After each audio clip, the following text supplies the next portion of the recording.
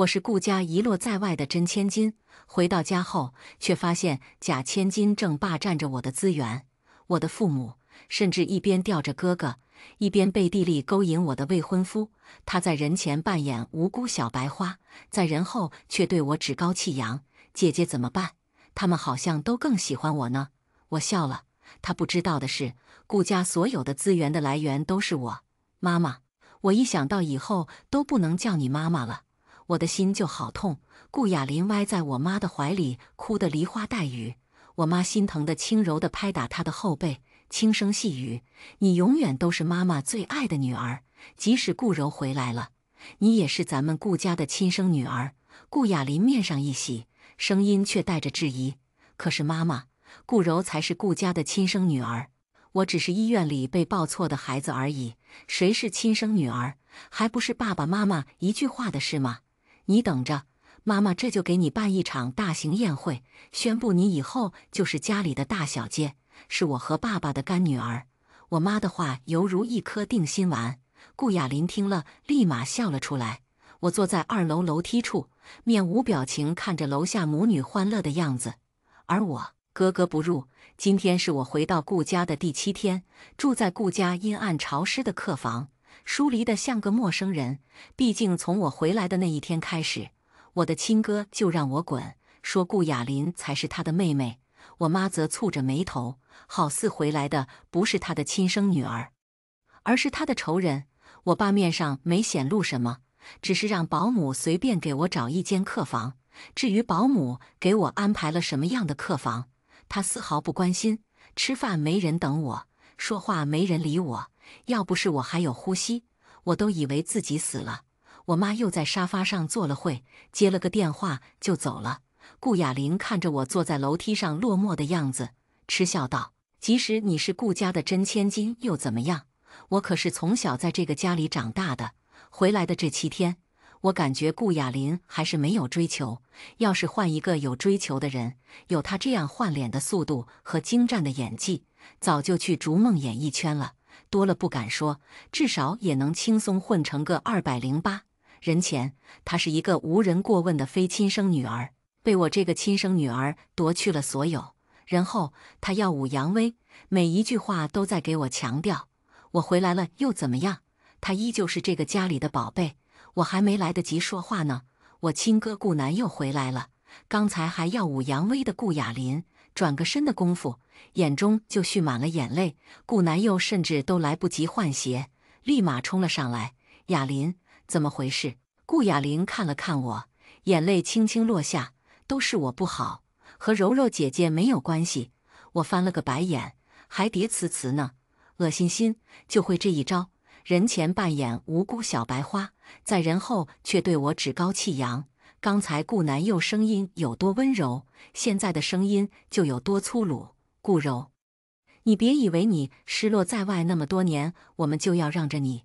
在我们心里，顾雅琳才是这个家唯一的女儿。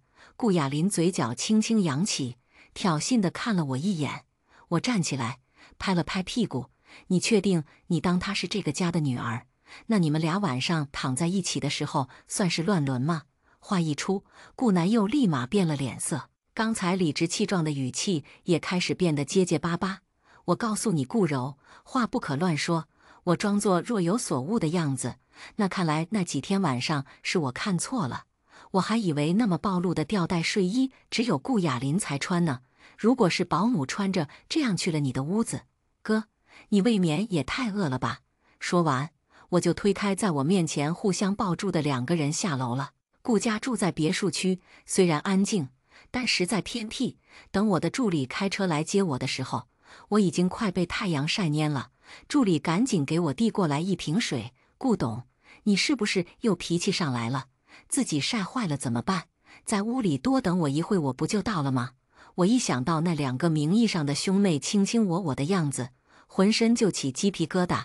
不能多待，我怕长针眼。我闭眼小气，想着最近发生的事情。我被顾家找回来并不是偶然。顾家老太太总觉着顾雅琳的长相不像是顾家人，而且顾雅琳从小愚钝，虽然嘴甜，但总感觉差点什么。当时顾母生产的时候遇上了医院停电，阴差阳错，2个孩子就报错了。就这样巧，2个孩子的父亲都姓顾，护士手脚忙乱就贴错了标签。顾家老太太80大寿的时候，顾雅琳送了一件白色的衣服当礼物。虽然说白色问题不大，但是整体看起来都很像是寿衣。顾老太太当场就变了脸色，甚至动手打了顾雅琳1巴掌。第2天就让顾父和顾雅琳去做了亲子鉴定，结果果真如老太太猜想的那样，顾雅琳不是顾家的亲生女儿。然后就找到了我。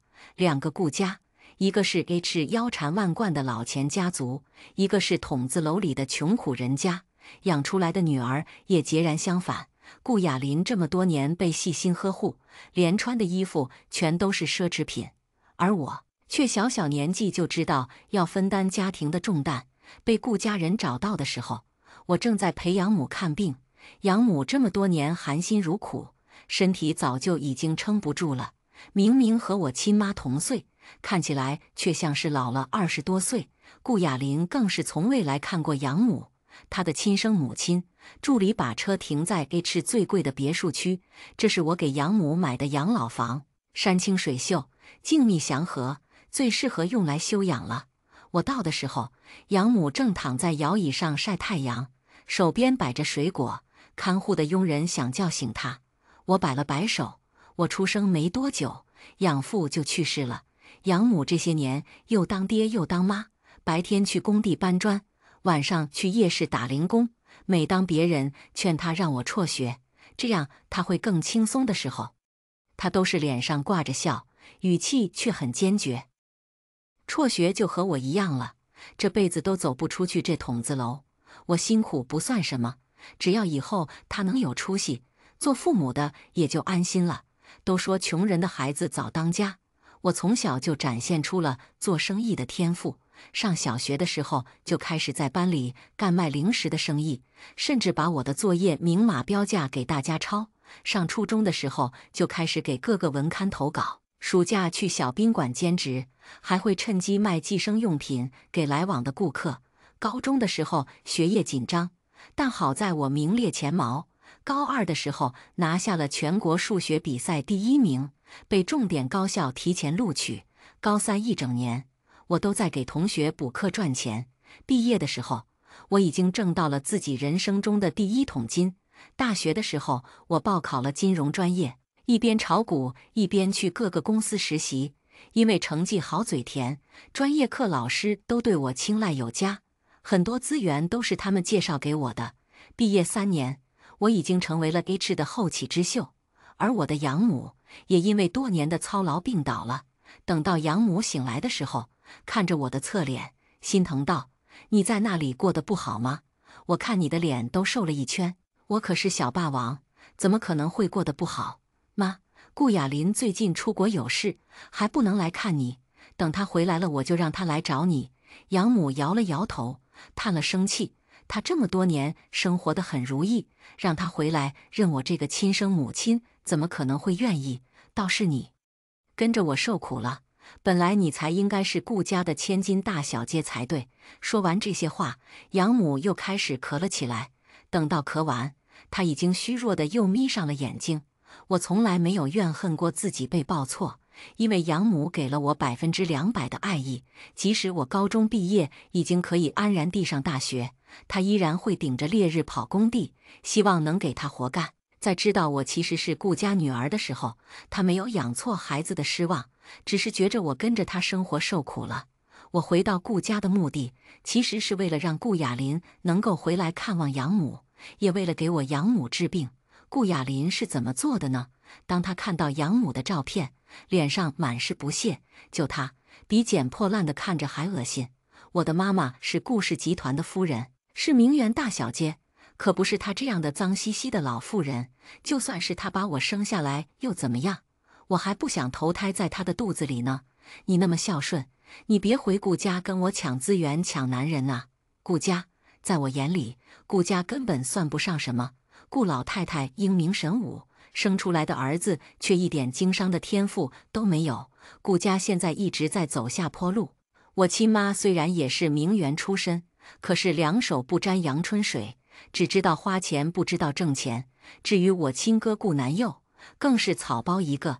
在得知顾雅琳不是自己的亲生妹妹的时候，两眼可是一直在放光。但是瘦死的骆驼比马大，顾雅琳不想回到筒子楼，我心里清楚，我的养母更是心知肚明，所以从来没有说过想见顾雅琳的事情。回到公司的时候，助理送过来顾家的资料。顾家作为我们公司的投资对象，底细我清楚得很，就是我亲爹那个顾家总经理，可能知道的都不如我多。顾家虽然没落了，但是涉及范围广，尤其是以前顾老太太买下的地皮，现在更是值钱的很。要是我亲爹和亲哥不胡乱做的话，还能再撑上3代。可是老话说得好，不怕富二代玩物丧志，就怕富二代雄心壮志。我亲爹这些年一直都雄心壮志，眼看着顾家就快要破产了，被我投资了。哪想到没过1年，我就被顾老太太认祖归宗。回到顾家的时候，已经晚上7点多了，客厅里一片祥和，他们正在给顾雅琳选晚礼服。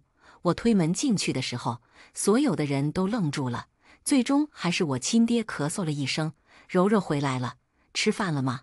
我明明已经吃过了，却还是看着顾雅琳嘚瑟的神情时说：“我还没吃饭呢。”佣人在后面尴尬道：“刚刚的晚餐已经被我们扔掉了，二小姐想吃什么我再给你做。”顾南佑却冷哼：“做什么做？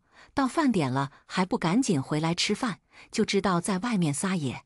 你该不会以为你回到顾家，每天只知道吃喝玩乐就可以吧？”顾雅琳也绿茶开口：“哥哥，你不要说柔柔姐姐了，她以前哪有这样的生活呀？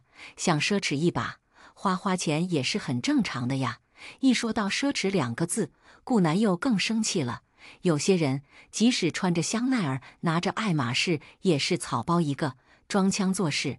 这是记恨上我了，因为顾老太太给了我一大笔零花钱，还将名下的股份转给了我1/3，这可是顾雅琳从来都没有过的待遇。至于我屋子里的奢侈品和珠宝，也是顾老太太专门找人送来的，一起送来的还有她的嫁妆，1套翡翠饰品。那天顾雅琳看我的眼神恨不得撕了我，我装作无辜的样子看着顾南佑：“哥，我知道你从小看着顾雅琳长大，对于我这个同父同母的亲妹妹没有感情。可是你说我在外面撒野，可就是污蔑了。没回顾家之前，我是名校毕业，各类学科竞赛我都拿到了第1名，更是在投资集团就职，年薪100万。虽然比起顾家的家产，年薪100万算不得什么，那也不叫撒野吧？再说了，是奶奶把我找回顾家的。你这些话是对我说的，还是对奶奶说的？绿茶谁不会啊？我以前只是喜欢节约时间，直来直往。既然你们那么喜欢玩，那我就好好陪你们玩一把。顾老太太此时正好出来，听到了我的最后一句话，拐杖直接重重捶了的。有什么话直接对我说，我还没死呢。我妈吓得赶紧起身：“妈，小孩子就是胡闹2句，你别生气，胡闹2句，吃饭不给顾柔打电话。工作回来晚了，连饭都没有。你不会以为我是老糊涂了吧？我在最后说一遍，不是顾家的种，就老实安分待在这里，要是不安分，就给我有多远滚多远。”顾雅琳吓得抱住了顾南佑的胳膊，胸前的丰满有意识地蹭着顾南佑的胳膊，这点手段我都能看明白，更何况顾老太太呢？我跟着顾老太太回到了她的房间，屋子里满是檀香的味道。自从顾老先生10多年前去世以后，顾老太太就开始烧香礼佛。别人都说她从此之后脾气怪异，我却觉着她是明白什么更重要。然而我亲爹再不是，也是他的亲生儿子。找到我的时候，他已经把我的一切都打听清楚了。顾柔，我知道你现在什么都不缺，甚至身家早已经超过了顾家。可是你养母的病，只有我能给你帮助。我没有别的条件，只希望你能回到顾家。我不想你爷爷打下的江山毁于一旦，也不想你爸以后落得居无定所的下场。我养母需要换肺，能做这样手术的专家，是我花钱也请不来的。但是老太太出身医学世家，资源丰厚，对她来说不过是小事一桩，所以我答应了顾老太太的条件。顾家和邵家之前定下了娃娃亲，邵家生下的是儿子，所以顾家的女儿自然成为了履约的对象。尤其邵家现在正处于鼎盛时期，顾家对这件事十分上心。毕竟商业联姻这件事，对于顾家还是有很大帮助的。顾母万般不情愿地带着我去邵家赴宴，即使顾雅琳在家里哭得梨花带雨，她看着肝肠寸断，也不敢忤逆顾老太太的命令。我看着身上粉嫩的香奈儿套装，又看看顾母脸上冰冷的表情，我哪是她的女儿啊？明明是她的仇人。邵母在看见我的时候，眼里流露出惊讶的神色。毕竟现在上流社会流传着我的小道消息非常多，说我粗俗不堪，五大三粗，和农村里嚼舌头的妇人没有什么区别。虽然是真千金，但是和顾雅琳这样的假千金比起来，差得远了。这些小道消息都是顾雅琳和我哥散发出去的。少母握住我的手，这些年辛苦你了，不过能回来，对顾家，对你，对我们家都是天大的喜事。我妈的嘴角僵硬地提起，转而又扫兴道：“到底是筒子楼里长大的孩子，举止都差点意思，硬生生培养了2天才敢带出门。”少母没有想到我妈这么说话，想说什么，又闭上了嘴。站在少母身后的就是我名义上的未婚夫邵清波。邵清波长相不错，也是出了名的花花公子，从小被爷爷奶奶教养长大，一身的坏脾气。虽然少母不介意我曾流落在外，但是邵清波十分介意。你是不是没洗澡啊？怎么闻起来味道这么怪？我闻了闻他，夸张地捂住自己的鼻子。我建议你去医院挂个耳鼻喉科，你的鼻子可能出问题了。这明明是你自己身上的味道，所以你的鼻子里满是臭味。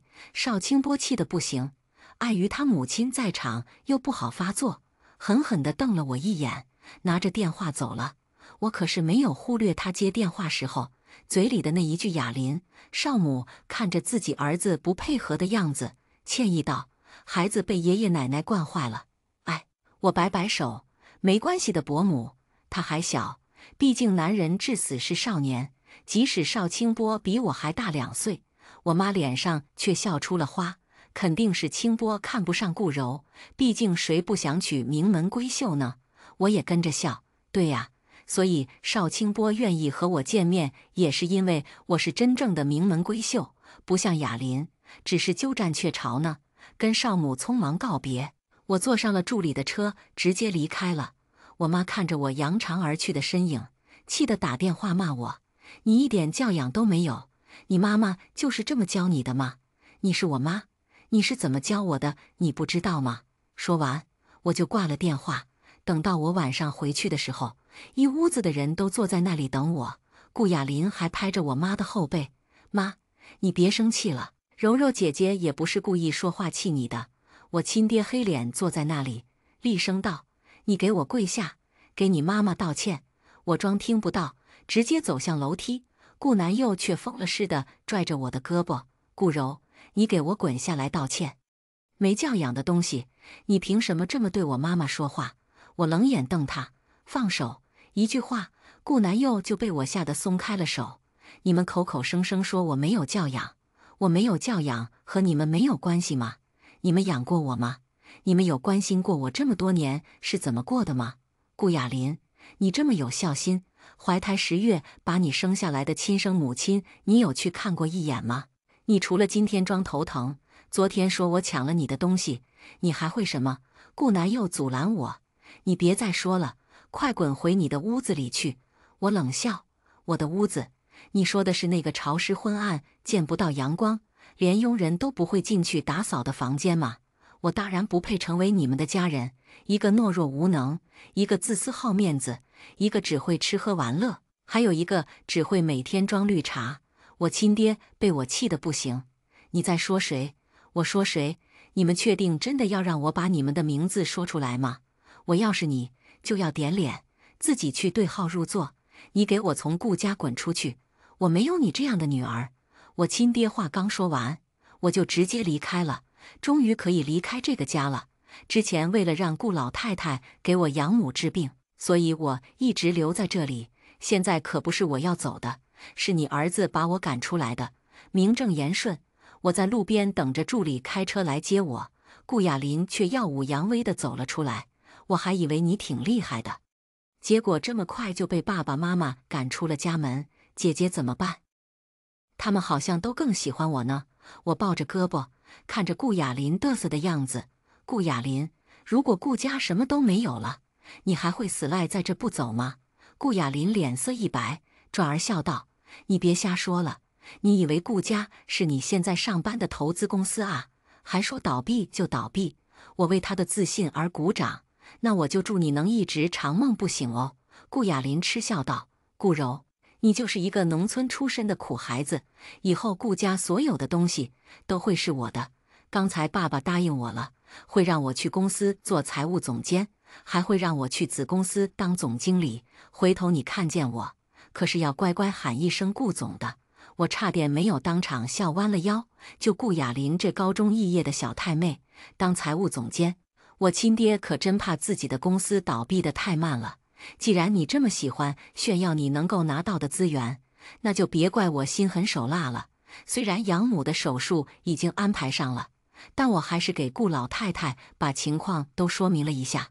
顾老太太在手机里叹了声气：“顾家还是得交到你的手上，你注意分寸就好。”第二天，我就终止了给顾家的投资，顾家的现金流一断，各种问题就开始频发。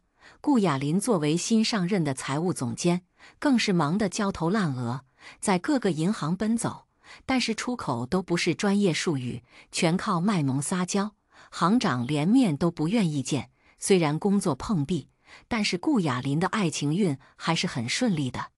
上午跟我哥去喝咖啡，下午去跟邵清波吃情侣晚餐，这些甚至都不需要我找私家侦探进行调查。顾雅琳会主动发图片给我炫耀，你看，哥哥会关心我上班累不累，会带我喝咖啡哦。邵伯母喜欢你又怎么样？邵哥哥最喜欢的还是我，他说我身上闻起来香香的，奶奶给你的首饰妈妈送给我了，好看吗？顾雅琳就像是一个幼儿园的小孩子一样，疯狂地给我炫耀自己拥有的一切还不行，还要把我有的东西全都夺走。而我只回复了一句话，就把他气得跳脚，恨不得闪现到我面前。我有顾家的股份，你有吗？顾家只有顾老太太知道我是投资公司的实际控制人，其他人都以为我不过是投资公司的打工仔而已。所以等我亲爹终于熬不下去，来投资公司请求恢复投资的时候，遇到我的时候还大骂了一声晦气。身后的顾雅琳也甩了甩自己打理精致的卷发：“哟，你还没被辞退啊？”我笑笑：“你作为财务总监，连融资都做不到，还好意思嘲笑我？”身边的助理憋着笑：“顾总，请问您来找我们的董事长有预约吗？”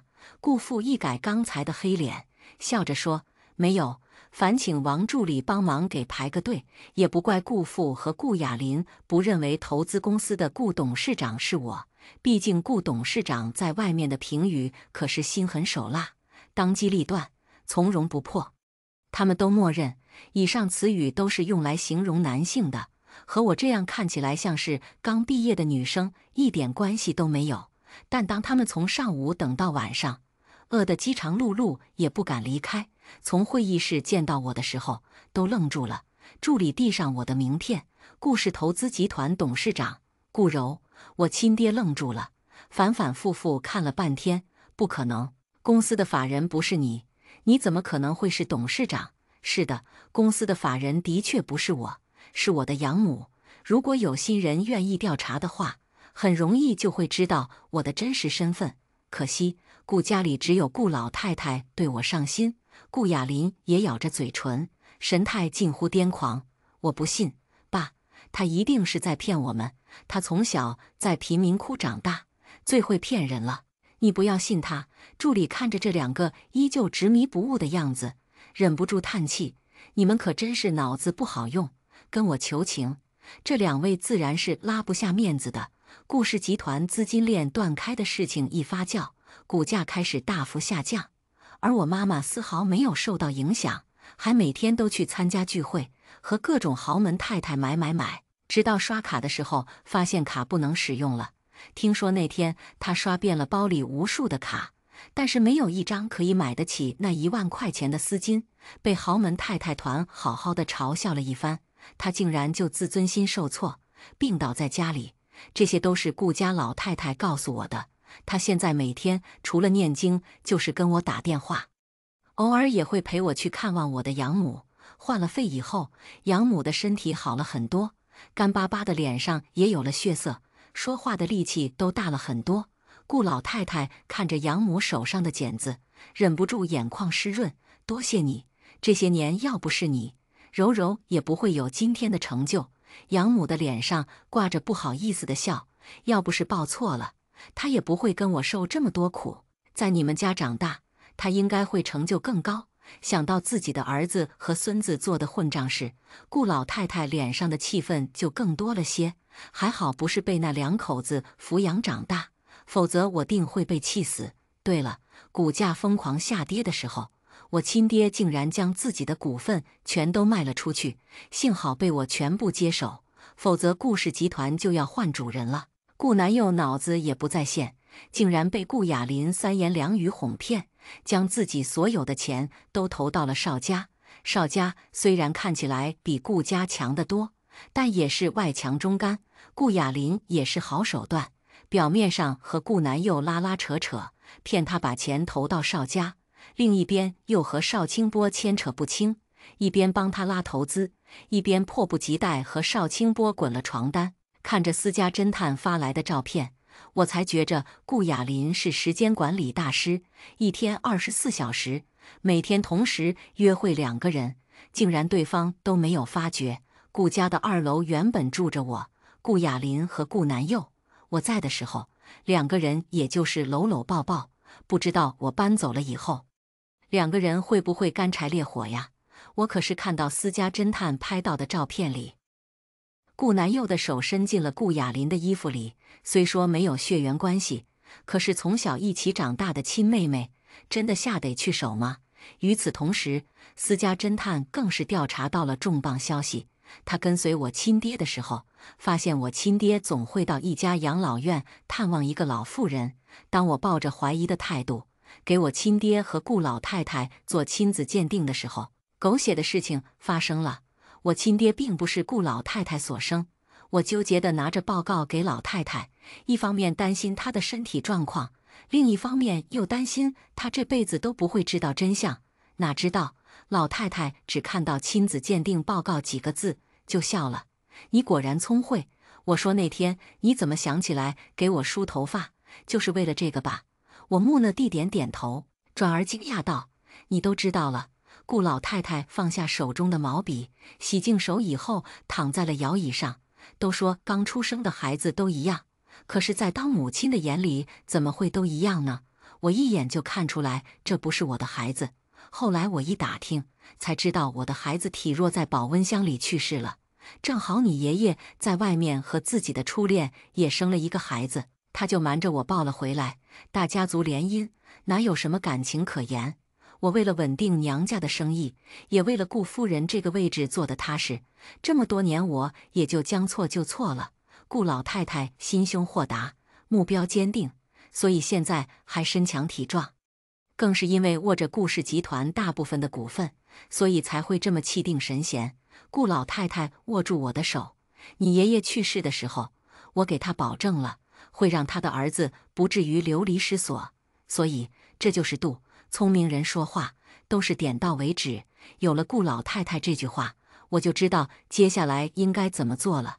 我先是各自给顾南佑、顾雅林和邵清波发了短信，以他们恋人的口吻约他们今晚在酒店见面，但是时间不一样。顾南佑和顾雅林的时间比邵清波早半个小时。为了事情能够不脱离我的设想，我还专门提前找人在酒店放了一些助兴香氛。所以当邵清波拿到房卡刷门而入的时候，看到的正是顾雅林和顾南佑在床上翻滚的场面。邵清波哪能容忍自己戴绿帽子，当场就跟顾南佑打了起来。你们要不要脸？你们可是兄妹啊！我打死你个贱人！天天花我的钱和我约会，最后和自己的哥哥好上了，还专门发短信让我来看是吧？我看着监控里的画面，体贴地为他们报警了。毕竟小打伤筋动骨100天，大打可是要出人命的。我也没忘了通知几个上流社会里喜欢讲八卦的人来凑热闹。酒店房间里瞬时热闹的不行。顾雅林拼了命的想把自己藏在被子里，却总是无情的被邵清波救出来。事情不大，只是比较热闹。3个人打架的照片和视频不仅传遍了各种群聊，更是上了热搜。所以顾家的儿女被未来女婿捉奸在床。纠正一下，楼上兄妹俩人以亲生兄妹的身份共同生活了20多年，而且未来女婿也不是图里女主角的。所以这个女生睡了自己的名义上的亲哥哥，顺便还撬了顾家亲生女儿的未婚夫，她怎么敢的呀？果然，上流社会乱得很。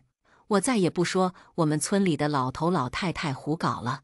邵家当天下午就发布了通告，取消与顾家的婚约，2家从此不再合作。顾家本就一落千丈的股价，更是跌得毛都不剩了。我喜滋滋地看着自己手里的股份，直接带着助理来到了顾氏集团。我以第1大股东的身份，聘请了专业的会计事务所对顾氏集团的资产进行审计，并且直接当场辞退了我亲爹和顾雅林。顾老太太更是把顾家掌权人的身份送给了我。柔柔，今天是你27岁的生日，虽然我不是你亲奶奶，但是我一直都是拿你当亲孙女对待的，这就是我给你的生日礼物。虽然顾家没落了，但是掌权人的权势还是很大的。比如，我直接将顾家人全都从别墅赶了出去，还不允许他们带走任何属于顾家的奢侈品。审计报告出来的时候，我才发现顾雅林胆子真的很大，挪用公款就罢了，就连应该上缴的税他都敢拿去花。他们被赶走的那天，老天还挺给我面子的，下起了微微的小雨。顾雅林一改之前的高傲，跪在我面前，求求你不要赶我去那个小房子好不好？你不是一直希望我去看望你的养母吗？我们这就去好不好？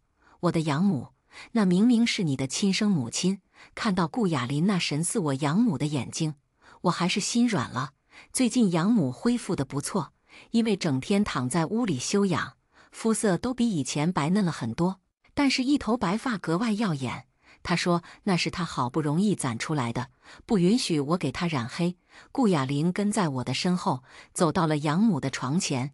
养母看着身后的顾雅林，眼泪滑落。你就是雅林吗？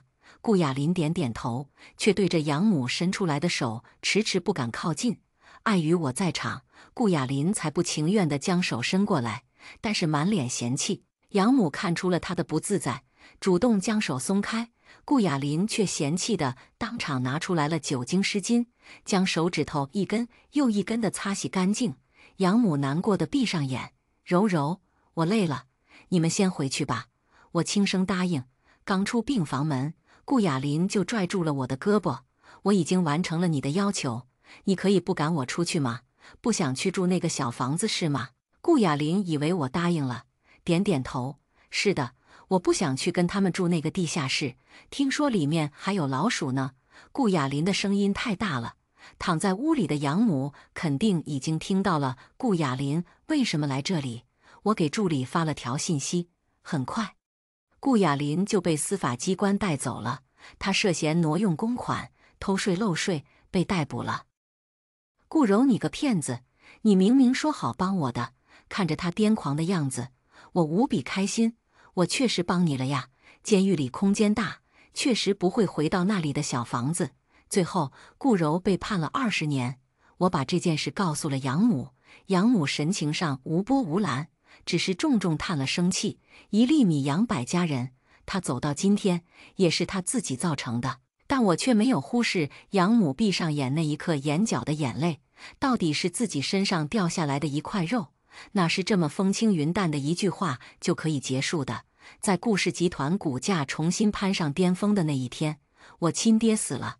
搬到小房子以后，他们一家三口就开始过上了互相埋怨的日子。我爸埋怨我妈一直对我不好，才会导致这些事情的发生。我妈埋怨我哥连自己的妹妹都不放过，否则自己怎么会在富太太面前这么丢脸，说自己连孩子都教不好。我哥埋怨我爸不懂得维系和奶奶之间的关系，这么多年奶奶都没有把股份交给他。我妈更是因为不想每天做饭洗衣服，跑回了自己的娘家。可惜我早已在业内放出消息，谁敢帮助他们，谁就是和我顾氏投资集团为敌。所以我妈被赶出了娘家，甚至连100块钱都没有要到。我妈最后仗着自己有几分姿色，竟然和自己闺蜜的男人上了床，换得了一部分的零花钱。这种事情怎么可能瞒得过枕边人？所以在又一次两人私会以后，我爸直接冲到了酒店房间，在和我妈厮打的过程中，被我妈从楼上推了下来，当场死亡。顾老太太知道这件事以后，只是转动佛珠的手暂停了一瞬，转而又恢复正常。爸爸去世，妈妈入狱，曾经不可一世的顾南佑，现在已经沦落到了在街上捡烟抽的地步。我曾经在街上遇到过他，身上带着腥臭的味道，最引以为傲的头发也已经打绺。被他滤过的邵清波更是隔三差五去找事，顾南佑甚至都不敢白天出门了。后来公司越做越大，我也听助理说，我妈跟顾雅林在监狱遇到了，两个人再也没有以前母女情深的样子，互相薅着头发打了起来。顾雅林的腿被踢断了，我妈的胳膊被打骨折了。听说因为这件事，两个人在监狱的年限还要继续延长。我妈每年都会请求我去看她，每次我都会无情拒绝。眼下，我奶奶和养母正在云南休养，两个人虽然年纪相差很大，却成了忘年交。我偶尔会在繁忙的工作中去看望他们，一起吃个家常便饭，就感觉自己又恢复了满血的状态。饭后，三个人一起躺在摇椅上，闻着院子里的阵阵花香，闲聊几句。我想，没有比这更幸福的事情了。第一个故事就分享到这里了，接下来的故事更精彩。亲生父母找上门来那天，我刚接了笔大生意，城北谢家的太子爷中了邪，谢老爷子和我师傅是故交，将人送到了观里。一点心意，我们少爷就拜托您了。中年男人陪着笑，推来一个白玉扳指，这是定金，少爷醒来之后必有重谢。我撑着下巴瞧了瞧，玉质细润，带有沁色，还是件有市无价的古物。大手笔，客气了。我漫不经心笑着，自当尽心竭力。余光里，昏迷不醒的谢家太子爷简直像是一尊金闪闪的大佛。我下意识舔了舔唇，1年不开张，开张吃1年。我这边送走谢家人，还在里屋给大少爷配药，外间却突然一阵吵嚷，小道童跌跌撞撞跑进来，差点被门槛绊倒。我皱眉，青石，出什么事了？关主，外面来了几个人，说是您的亲生父母，要把您认回去。我茫然顿笔，哪里来的骗子要当我爹？观主今日不见客，还请回吧。小道童不卑不亢的躬身，下了逐客令。什么观主？我崔英是他爹小丫头骗子，在我面前也敢摆架子。暴怒的中年男人狠狠一拍桌子，桌角的古董花瓶咕噜噜地摔在地上，4分5裂。啪！随着花瓶落地的响声，观里其他的人全都停下了动作，沉默看向他，空气中只剩下死寂。崔夫人见势不好，推了推暴怒的崔英，小声在他耳边说了些什么。什么古董，荒郊野岭捡来的破瓶子，这种便宜玩意也敢碰瓷老子？我赶到的时候，刚好听见这句话，满地狼藉。我跨过门槛的脚顿了顿，崔先生好眼力，确实是些不值钱的玩意。我轻慢笑着，脸色却冷了下来。几位所谓何事？崔夫人挽着的那个小姑娘怯怯望着我，然后转头小声问道：“妈妈，姐姐都穿着些什么衣服呀？”我们还是把钱赔给他吧。我低头看了眼身上整洁的道袍，没说话。衣着华贵的妇人将我从头到脚扫了一遍，然后扔下一张银行卡，这卡里有50万。回到崔家以后，别和若若争宠。我懵了，50万还不够请我下山。银行卡落在满地的碎瓷片上，满地狼藉。我无端的烦躁，谁说我要回崔家？我气急反笑：几位别乱攀亲戚，我是我师父养大的，谁和你们是一家一女？崔英一巴掌扇过来，被我半空截住了手腕，一拧一推，他爆发出杀猪般的惨叫，冷汗一下子滑了下来。我俯下身盯着他的眼睛，我不喜欢没有礼貌的客人，别在这里发疯。你，我懒得再理他，目光落在瑟瑟发抖的小姑娘脸上，声音很轻：别乱认姐姐，我小妹死得早。一片死寂中，我捡起银行卡，在崔夫人脸上拍了拍。夫人，我可不是叫花子，50万，连你打碎的这只花瓶都不够赔。她气急败坏，声嘶力竭地指着我：你等着，你等着，总有一天你要跪着求我把你认回去。我擦了擦手，头也不抬地往外走。青石送客，却在门口撞上了人。等等，温和清润的声音在我头顶响起，带着点漫不经心的笑意。我像是被拎住后颈皮的猫，浑身毛都要炸起来了。倒灌清贫，不如崔先生将这花瓶赔了再走。崔夫人冷笑抬头：笑话，一个破瓶子，难道我崔家还赔不起？加上50万，还有750万要赔，您看怎么处理？崔夫人的表情凝固在了脸上，她像是不可置信般张了张嘴：你说什么？我说这个瓶子是贫道800万拍回来的。我那看热闹不嫌事大的云威师兄懒懒散散摇着扇子，冲着他笑了一下。见到表情凝固的一家三口，他善解人意地啊了一声：一个破瓶子，难道崔家还赔不起吗？他学着崔夫人的语调，好像真情实感地在疑惑着。崔英率先反应过来，抬起手就要拍桌子闹事。这桌子是100年的黄花梨木做的。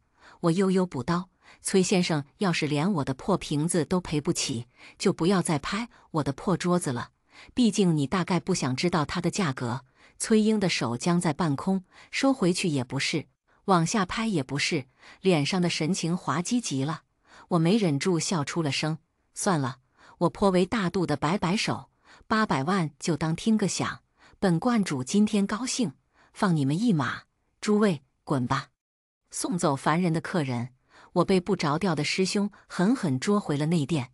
长本事了呀，云记，你房间里那个野男人是谁？什么野男人？我神情肃穆。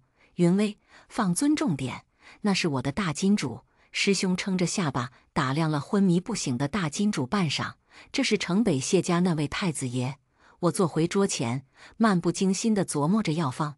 是啊，可金尊玉跪着呢，看见这个玉扳指了吗？我示意他去看那枚大辣辣放在桌上的玉扳指，人家给的定金。云威没说话，脸上神情很复杂。我察觉到不对，谨慎地开口：怎么？一瞬间，所有最坏的可能在我脑海中过了一遍。玉里藏着千年厉鬼，此物不详，必有血光之灾。这东西是义乌高仿的。我屏气凝神，提心吊胆地回望云威。云威神情凝重地看看扳指，再望望我，最后长叹出一口气：这扳指就是贵。他顿了顿，认真补充：很贵。我没听出他的言外之意，扑过去要收拾他。云威抱着脑袋躲避，竟然没还手，撕下手真重。师妹，以后发达了，可不要忘记师兄我。我冷笑一声：是吗？叫声关主听听。小关主，小师妹，小祖宗。云威笑吟吟地摇起扇子：辛苦观主。我手贱掐了把他的脸。中听。半个月后的一天，我捧着刚熬好的药推开客房的门，然后发现谢家太子也醒了，靠在桌边，垂着眼，不知道在想什么。他昏迷了1个多月，头发长长了些，堪堪遮过凌厉的眉眼。我看得有些呆。喂，师妹，怎么堵在门口不动？云威的大嗓门嚷嚷着。探过头来看，下意识脱口而出：“咦，太子爷醒了！”太子爷，谢家太子爷冷静地挪开眼睛：“我叫谢英潭。”哦，原来是谢兄，失敬失敬。我扶着额头，一把将我的丢人师兄推出门去。头还疼吗？他摇摇头。我谨慎地将谢英潭从头到尾扫了一遍，觉得可以向他索要尾款了。谢英潭也在打量着我。我顺着他的目光低头，看见了那枚玉扳指。自从知道它贵得超乎想象以后，我就将它串起来戴在了脖子上。这是定金。我言简意赅。他沉默点头。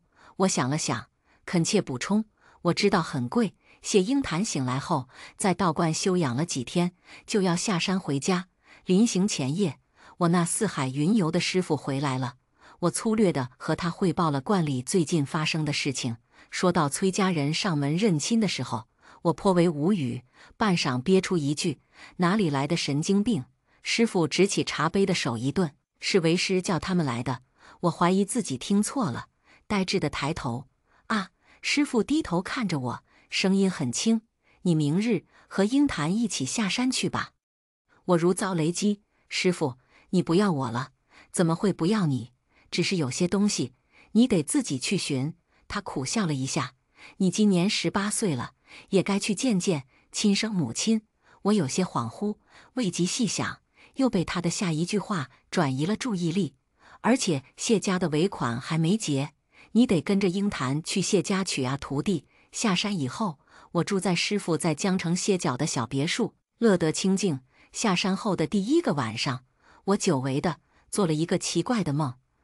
不是梦，小乖，小乖，有个影子茫然地在我面前晃动着，但碰不到我。我意识到这间房子里或许有一个游荡的鬼魂，我窥探不到他的气息，他似乎被某种法咒保护着。我并没有放在心上，活了这些年，见过的鬼魂没有1000也有800了。第2天，不知道崔家夫妇哪里听到的风声，又找上了门。我想起临行前师傅嘱咐的话，犹豫了一下，还是开了门。小季姐姐，我那便宜妹妹这下学乖了，躲在崔夫人背后怯怯叫人：“小季呀！”崔夫人尴尬地咳了一声：“那天你爸爸喝多了，都是误会，你别往心里去。”我冷眼看着他扯东扯西，终于话头一转：“你还在我肚子里的时候，我和陆家夫人定了娃娃亲，你今年也成年了。你看他的心思简直明明白白，全部写在脸上。”我看得好笑，懒得戳穿他，顺着他的话问：“所以3天后谢夫人举行生日晚宴，陆家少爷也会来？”但是他有些为难地将我上上下下扫了一遍。谢家的请柬已经发过了，小季，委屈你一下，晚宴结束你再和陆少爷见一面吧。用这样低级的方法羞辱我，我几乎要冷笑出声。有谢家的请柬了不起是吗？我迎上他的目光嗤笑。好啊，崔夫人对我的识物颇为满意。刚要说什么，他的手机突然响了。他走到阳台上接电话，留我和崔若在客厅面面相觑。小季姐姐，娇滴滴的声音一出，我不动声色地坐远了一点。他满脸天真：“林哥哥说了，你那就是个破瓶子。”是啊，我心不在焉地点头。区800万，碎了就碎了。我朝他温和一笑：“不是什么值钱的东西，别害怕。”崔若咬了咬牙，终于撕下了那张故作柔弱的皮，显露出真面目：“你们这些山里的泥腿子，怎么能和我们书香门第比？云记3天后的豪门宴会，我能去，你能去吗？”大概是我的沉默让他感觉找回了场子，他挑衅地朝我一笑：“让小季姐姐宴会结束了再来，小季姐姐不会生气吧？”我漫不经心地笑：“怎么会呢？3天后，终于舍得来了。”在和谢英潭约定时间到来的前1分钟，我终于姗姗来迟。我含糊答应着，朝他亮了亮手表，刚好6点30，我没迟到哦。见谢英潭的目光一直流连在我身上，我低头瞄了瞄身上干净整洁的道袍，很得体。看我干什么？我疑惑地问：“那个扳指呢？”“哦，扳指啊！”我慢吞吞地从衣领中扯出细绳示意：“这儿呢。”他轻飘飘地收回目光，耳根有点红，莫名其妙。宴会厅里华灯初上，衣香鬓影。我趴在2楼的栏杆上，迅速在人群中找到了弯腰陪笑的崔夫人。她大概是没端稳酒杯，半杯香槟泼洒到了别的太太的裙子上，脸都快要笑僵了。崔英衣冠楚楚地端着酒杯，如鱼得水地混在人群中交际攀谈，真会装。我在心中嗤笑。我挪开视线，偏头问谢英潭：“哪个是陆家少爷？”谢英潭皱眉：“怎么了？”“哦，没什么。”我轻飘飘地补充：“崔夫人说我和那位陆家少爷定了娃娃亲，要我去见少爷一面。”我看见谢英潭的唇角顿时抿成了一条直线，他悠悠看了一眼我衣领中露出的细绳，低声问我：“你想不想下去看看？”我欣然点头：“走，大少爷。”这位是新来的侍者，恭敬地弯着腰，全场的目光都好奇地聚焦在我身上。这位是我家的贵客，玄清观云观主，师承季道长。谢英潭诞生介绍，原来是季道长的高徒。失敬失敬，现在的年轻人真是了不起，云观主年少有为呀。谢英潭漫不经心地点头。前些日子我昏迷不醒，多亏云观主施以援手。我在众人的目光里不紧不慢开口：“算命看卦桃花风水，安宅驱邪捉鬼追凶，有需要的可以来找贫道。”人群顿时炸开了锅。云观主，我愿意出1000万，求观主给我算一卦。云观主可否屈尊来我家做客？祖传的私家园林，请您帮忙看看风水，价格观主随便开。云观主，我被人群簇拥着，浅淡一瞥，看见了脸色惨败的崔若。云记3天后的豪门宴会，我能去，你能去吗？我轻慢想着，能啊，怎么不能？只是你只能求着谢家让你去，而谢家要客客气气求我才去。诸位稍待，我温声拨开人群，请问陆家少爷是哪一位？空气中突然安静，众人面色各异。是我。怎么了？出声的是一个满脸油光的青年，肥胖的身躯塞进西服里，整个人鼓鼓囊囊的。他高傲地看过来，挑了挑眉，左脸写着不屑，右脸写着自信。你就是那个和我有婚约的崔家丫头。他上上下下把我打量了一遍。若不是婚约，你还入不了本少爷的眼。人群里传来怯怯的低笑，我轻笑：“你说笑了，我是来通知你解除婚约的。正好大家今日都在场，就请诸位帮我做个见证。”陆少爷慌了，这可是老一辈定下来的娃娃亲。我奇道：“你和崔家丫头的婚约，关我云记什么事？我可没说我要回崔家，我只是来通知你，不是在询问你的意见。”陆少爷气急败坏，满脸横肉都在跳动。你一直沉默着的谢英潭冷冷开口：“和他定亲，你也配？”人群哗然。我平静地转头和谢英潭对视，谢少实在是不够意思。你既知道我见不得有你婚星，为何还要给这陆少爷发请柬？我总结了一下，有点反胃。谢英潭招手叫来保镖，赶出去。人群中突然传出不和谐的声音，我循声望去，是以我亲生父亲自居的崔英。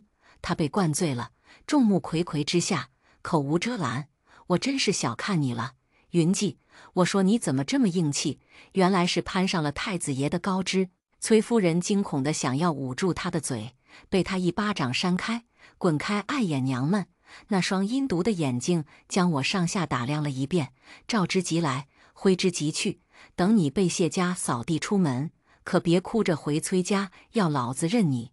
宴会厅中安静的针落可闻，所有人都看着谢英潭，等他的表态。谢英潭冷淡地笑了一声，低头轻声道：“失礼了。”“你干什么？”他修长冰冷的手指勾出我脖颈上的细绳，将玉扳指扯出衣领，然后认真地将我胸前的玉扳指摆正了，顺手还理好了道袍的领子。我目瞪口呆，满场宾客也见鬼似的看着我胸前晃晃悠悠的玉扳指。原来是大少奶奶。失敬失敬。死一样的寂静里，终于有人颤颤悠悠地开口。我瞳孔地震，饶是醉酒的崔英也愣住了，膝盖一软，登时跪了下去。谢英潭面上冷淡得很，我抬头看去，却看见了他微微勾起的唇角，颇为愉悦的样子。他的眼神扫过颤颤巍巍的崔英，不可置信的崔夫人和崔若，赶出去。他朝着保镖扬了扬下巴，别碍了少奶奶的眼。我自小在玄清观长大，亲人只有师父和师兄。很小的时候，师父和我说起过我的身世。师父说，我是在一个下着雨的冬夜，被他从垃圾桶旁边捡回去的。捡到我的时候，浑身都是血，身上的脐带还没有脱落，那么皱皱小小的一团，我还以为你活不下去了。他这么点评，手上端着的茶盏都在颤，颇为后怕的样子。天蒙蒙亮的时候，下了一夜的雨停了，你没心没肺地睁开眼睛瞪着我们，然后哭了一嗓子，把你师兄吓得滑了一跤。我无语凝噎，师傅看我吃瘪，终于笑了。我和老谢一商量，不如名字就起一个季字，季禹直也。我好奇抬头，老谢是谁？他嗯了声，就是你小谢哥哥的爸爸。很小的时候，小谢哥哥时不时来玄清观里小住。云威师兄不喜欢和我玩，于是我每日都盼着小谢哥哥来，他会偷偷给我买糖吃，带我下山玩。师门的基本功要从娃娃抓起，开筋压腿。我疼得闹离家出走，打电话给他要他接我走。他也不过是17、18岁的少年，竟然连夜从市区赶上山来。天色灰蒙蒙亮起的时候，师兄打着哈欠推开大门，见鬼似的瞪圆了眼。他连着开了一宿的车，只为了带我下山玩一天。梦境像是电影慢镜头，一帧一帧走过。后来小谢哥哥出国留学，我在山中独自长大了。小谢哥哥，我迷迷糊糊地想，我小时候嫌弃他的名字笔画多，音节拗口又难念，只喊他小谢哥哥。他的全名叫什么来着？眼前突然闪过谢家太子爷醒来的那个清晨。我叫谢英潭。我猛然惊醒，师兄，我握着手机的手有点抖。哎呦，我的亲师妹，你也不看看现在是几点钟？一大早什么事啊？那个谢英潭，他以前是不是经常上山来观礼？对呀，你小时候还喜欢追在人后头，甩都甩不。手机那头似醒非醒的声音突然顿住，你想起来了？我听见他啧了声，想起来就好。我还以为你发烧烧坏脑子了呢。下一句话让我猛然呛咳起来。你们什么时候成亲？记得叫师兄去喝杯喜酒哈。我和谢英谈，还有这一段。我茫然瘫在床上，望着天花板发愣，半天没回过神。房间里游荡的女鬼还在找她的小乖，不知道为什么，我突然鼻子酸酸的。你的小乖是谁呀？我的声音很轻，生怕吓到他。那个影子像是呆住了，然后罕见地沉默了几秒。小乖就是小乖，小乖长什么样？我揉了揉眉心，耐心地追问他。女鬼的声音顿了一下，像是在费劲地思索。本该转世投胎的鬼魂，在人间游荡的越久，受到的损伤越大。先是损伤躯体，躯体伤无可伤以后，又损失记忆。要是再固执的不肯走，只有死路一条。魂飞魄散，彻底的消失。我打量了这个影子似的鬼魂一眼，五感几乎完全封闭，记忆丧失。他在人间停留太久了，你快要魂飞魄散了，你不怕吗？小乖，找小乖。女鬼急得快要哭出来了。我心中微叹，悄悄施了一个固魂咒，她的神智好像清明了一些，想起了什么。小乖是小小软软的一团，我的孩子。女鬼梦呓似的喃喃，小乖是我的孩子。我愣住了，不知道为什么，眼眶有点酸。我听见我自己的声音，又轻又哑。我替你找小乖好不好？好。沐浴更衣，焚香净手。我抛着铜钱，起了一卦，然后盯着3枚铜钱，愣住了。重重显现之象，大凶。我不信邪，另起一卦，还是大凶。我喃喃自语，喜坎，入于坎。凶，置身于重重的艰险困难之中，落入到陷坑的最底下，结果必然是凶险的。我从未见过这样凶险的卦象，下意识看了眼那个游荡的鬼魂，有了那个固魂的符咒，他的神智清明了些，突然安静了下来。我兀自思索着，坎卦在方向上代表正北。下山之前，我做过功课，江城正北方位有3家：谢家、崔家、林家。我心中一跳，据说当年林家有3朵姐妹花，林家二姐林红嫁给了崔英，成了现在的崔夫人。崔家夫妇找上玄清观，是师傅默认的。师傅和谢家老爷子有旧交，我是师傅冬夜捡回来的孩子。这个女鬼在师傅的宅子里徘徊不去，这件事会不会和我有关系？我蹙眉思索半晌，给师傅发了条短信，又打开和谢英谈的对话框，想了想，开始打字：“小谢哥哥近来安好。”谢英谈将签好的文件放在一边，转头问我：“你想问我什么？”我盯着他的眼睛，低声道：“关于你知道的一切，谢崔两家和我师父的关系，还有我的身世。”他沉默了一下：“好，你被季前辈养大，但是当年捡到你的人是我。”我被惊得不轻。什么？18年前，我在垃圾桶旁边捡到你，那个时候你大概刚出生不久，眼睛都没睁开，身上的脐带没有脱落，被一个布兜简陋包着。我将你带回谢宅，季前辈那天刚好来找我父亲喝茶，季前辈将你脸上的血污擦干净，一看清你的正脸，手上的布就落在了地上。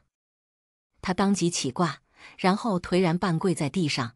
天亮时，带着你上山去了。我久久没有回过神。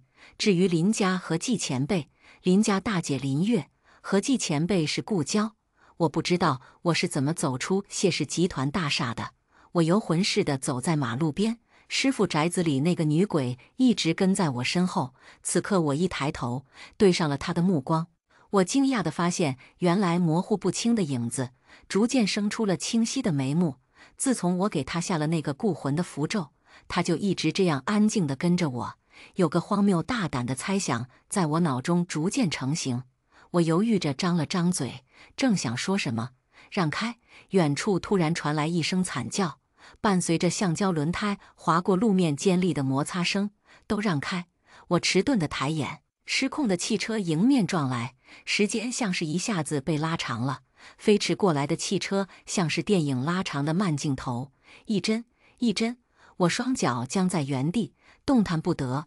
脑中却一瞬间回想起那个大凶之卦，不知哪来的一股巨力将我扑开，有什么粘稠温热的东西落在脸上。那个女鬼扑在我身上，脸上血泪斑斑。此刻，她竟然凝聚成了实体。她看着我，嘴唇颤了颤，对着我喊出那个重复千百遍的名字：小乖。我神魂俱震，我的小乖长大了。女鬼喃喃自语：真好，是季萧寒把你养大的吗？她似乎是笑了笑，那我原谅她了。她失去了记忆，忘记了仇恨，在偌大的人世间游荡着。她什么都不知道，她只知道她和她的小乖失散了。那么小小软软的雪团子一样的小乖。我震撼道：你电光石火间，我突然回想起他神志清醒后异常的沉默。你那时就知道，他仿佛感觉不到疼痛，眼神又轻又温柔。那时我清醒了一些，看见你，我就知道你就是我的小乖。我找了你18年，绝对不会认错。你是……2行清泪从眼眶中落下来，冲淡了脸上的血渍。我的孩子。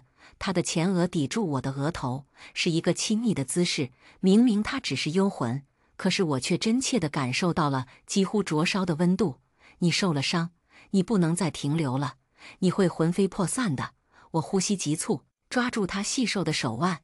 他垂眼抿唇，犹豫着开口：我还有一个小小的要求，不知道你能不能做到。他的目光很温柔，日光落在他眼中，融成温蓝。我愣了一下。什么？我还没有听你叫过我一声妈妈，不知道在魂飞魄散之前，我还能不能听到？我终于忍不住眼眶中盈满的泪水，失声痛哭：妈妈！泪痕冰凉。她像是笑了一下，柔声应道：我的小乖宝宝。我将头埋进她的锁骨，浓重的血腥味里，我闻到了一缕柔暖的花香。妈妈！血和泪混在我脸上，我怔然抬头，让妈妈再看你一眼。我死死压抑住哭腔，吸了吸鼻子，哭得不漂亮了。他爱惜地捧起我的脸，将我被泪水沾湿的头发别到耳后，温声絮道：“谁说的？我们小乖最漂亮，就算哭成小花猫也漂亮。向前走吧，小乖。”他的眼中满是眷恋和不舍，勇敢地向前走吧，妈妈会永远保护我们小乖。我终于忍不住，像是失控的困兽，竭尽平生所学，只求护住他的魂魄。不可以，不要！一双干燥的手将我从身后架起。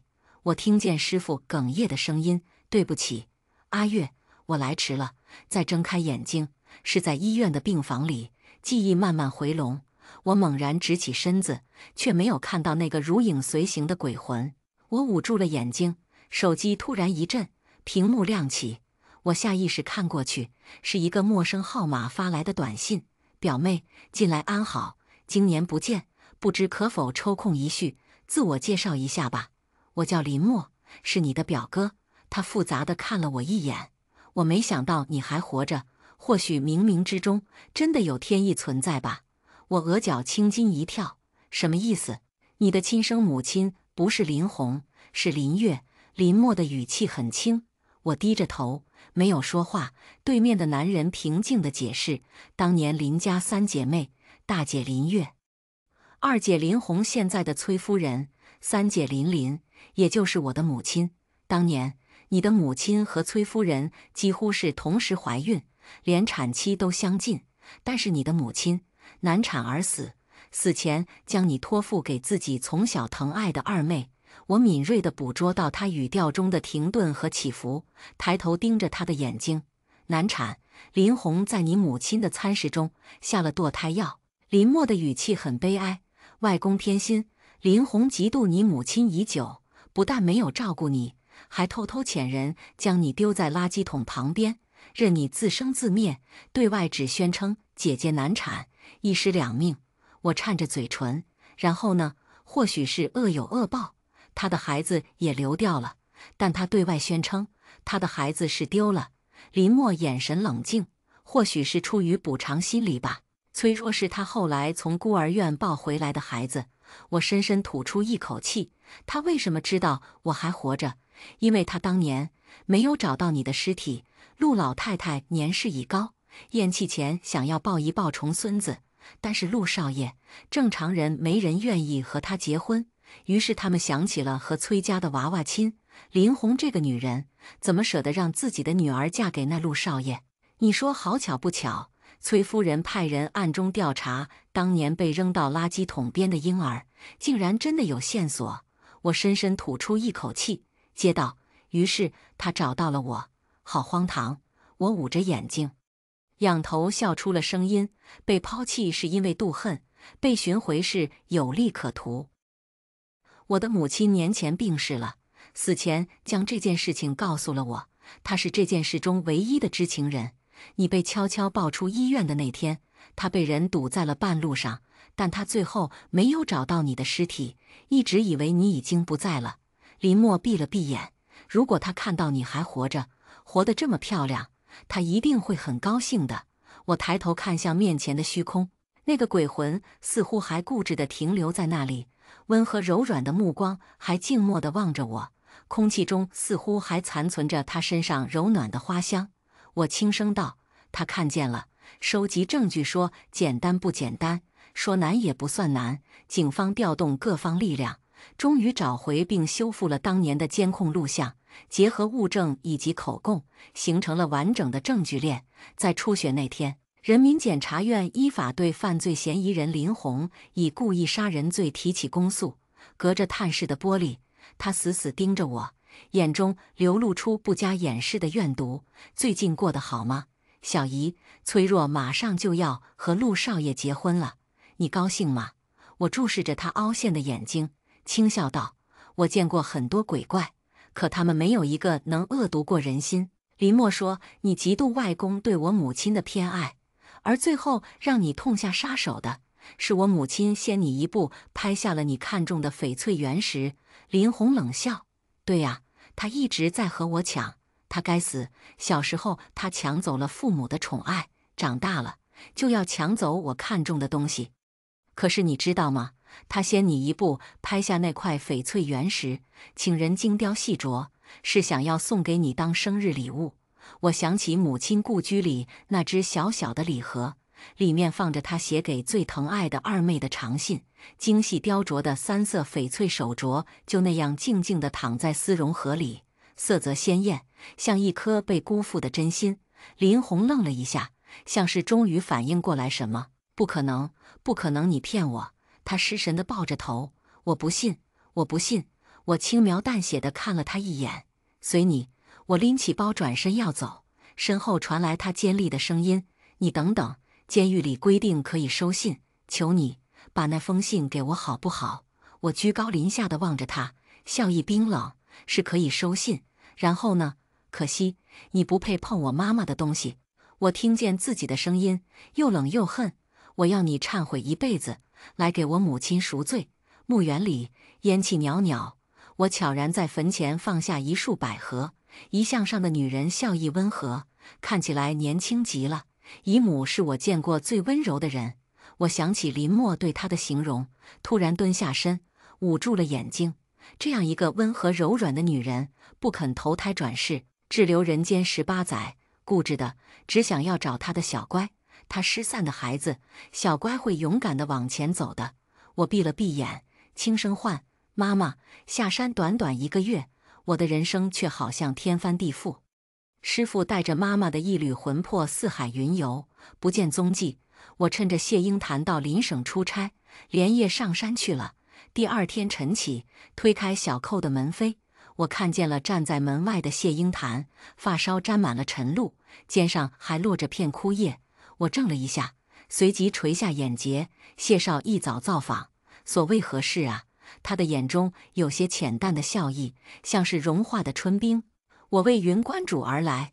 我轻轻嗯了声，要不要我把我们道士的婚书给你念一遍？谢英潭似笑非笑，一纸婚书，上表天庭，下明地府，当上奏9宵，诸天祖师见证。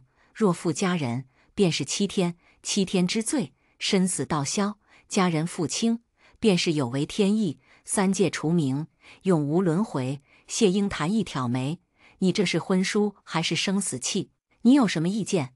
我抱臂看他，他低笑：“我觉得很好。”正文完，纪萧寒番外红尘万丈。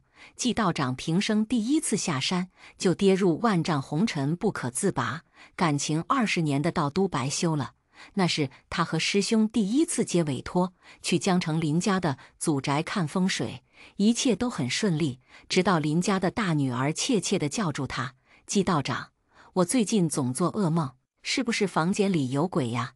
女孩天生一双温柔含情眼，穿着极稀的白裙，语气柔柔的，心如止水。20年的纪道长慢慢垂下眼睛，耳根蓦然红了。纪道长，这个世界上真的有鬼吗？纪道长，你能不能教教我占卜哇？纪道长，我可不可以去你们观里找你玩啊？纪道长，纪道长，纪道长。纪萧寒在江城待了3个月，林月小尾巴似的跟了他3个月。林家长辈却看不上这个清贫的道士，趁着林月给朋友庆生，将这个女儿新属的道士叫到了家中。道长见笑，月儿从小娇生惯养，是我和他爸爸一路宠大的，见什么都好奇。说起来，纪道长在江城还住得惯吗？准备什么时候回山？纪萧寒一直盯着林家华贵的檀木地板，很轻地点了一下头。他知道这是最后通牒。纪萧寒本来打算第2天就走，却在那个晚上接到了林月的电话。纪萧寒，电话那头的声音醉醺醺的，纪萧寒心中没由头的一颤：“你在哪里？”他下意识追问。宿醉醒来，纪萧寒头疼欲裂，窗帘没有拉，浅淡的阳光映照在酒店的大床上。纪萧寒茫然地回想起昨夜，最后的记忆是在给林月挡酒，一杯又一杯，从来不沾酒的人喝得烂醉如泥。他下意识动了一下，看见床头柜上放着的纸条：“分手吧。”娟秀的3个字，他知道那是谁留的纸条。可是他蓦然想着，他们明明还没有在一起过。回山之后，他总是心神不宁，下了趟山好像把魂儿都丢了。师兄们这么打趣他， 9个月后的一天，他突然从早上就开始心慌，发生了什么？他茫然地想，心中不祥的预感越来越强。他下了山，直奔他的老朋友谢家老爷。大概是你走火入魔了，谢老爷如此评价。他低头斟了杯茶，窗外夜雨淅沥，是一个寒冷的冬夜。老爷不好了！管家慌慌忙忙地跑进来，小少爷捡回来个弃婴，气息微弱，怕是就不活了。纪萧寒正然起身，不觉打翻了茶盏。女婴还未睁眼，细细地哭着，像是未足月的小猫崽。纪萧寒直觉这个女婴或许和他有着某种关联。他将婴儿脸上干涸的血污擦净，露出那张小脸，然后心中巨震，一失手不禁掉落在地上。那张脸小小皱皱的，还未长开，却还是像极了故人，也像极了他。纪萧寒战着手起了一卦，卜他生死，十死无生，大凶之卦。他捂着眼睛，颓然跪在地上，久久没有出声。小云髻一天天长大了，也许是早产的缘故，他开口说话格外的晚，大家险些以为他是个哑巴。小云髻开口说的第一句话，不是爸爸和妈妈，而是一声结结巴巴的师傅。然后他转向云威，磕磕巴巴地喊了声师兄。在他的记忆里，从来没有出现过爸爸妈妈的角色，只有师傅师兄。谢家那个少爷时不时上山小住，打着清修的名义，实际上是陪小云髻玩。不知不觉中，他一天天长大了。终于有一天，小云髻跑到他面前，仰头问：“师傅，为什么云威师兄有爸爸妈妈，我没有？”纪萧寒不忍地挪开眼睛，只是揉揉云髻的头，没有说话。云髻18岁那年，谢老爷告诉了他一件事：当年的林家二姐，现在的崔夫人，在调查当年那个弃婴的行踪。他对外宣称，云髻就是他那个丢了的孩子。纪萧寒那个时候只知道林月是难产，并不清楚背后林红搞的小动作。云髻18岁了，他蓦然想，已经18年了。他几次欲言又止，都不忍告诉云髻他的身世。他不知道怎么面对云髻。纪萧寒，他是个懦夫，让他自己下山走一遭吧。他闭了闭眼，他那么聪慧，会知道自己的身世，告诉那对夫妇。他闭了闭眼睛，云髻在观里：“师傅，你的房子里有一个游荡的女鬼，好像在找什么人。”云髻下山后的半个月，纪萧寒收到了这条短信，他心中一震，当年不祥的感觉卷土重来，还是晚了一步。他赶到的时候，林月的魂魄已经快要消散了。不，他盯着虚弱的神魂，抬手扇了自己一巴掌。他以为他已经转世投胎去了，他整整来迟了18年。纪萧寒竭尽毕生修为，终于护住了林月的一缕残魂。他开始四海云游，找到送他转世投胎的方法。那一缕残魂像是一缕烟气，柔弱的风一吹就要散去，却固执地徘徊在他的袖中，就像那人的灵魂固执地在他江城的居所徘徊了18年。暮色渐起，山中浓雾茫茫。纪萧寒安静地坐在悬崖边，看见了躲在林梢的月亮。今天的故事就分享到这里了。如果您喜欢这个视频，请为我点个赞和订阅。如果您有任何建议，都可以在评论区留言告诉我。希望今天的故事在你心中留下清香。我们下期视频再见。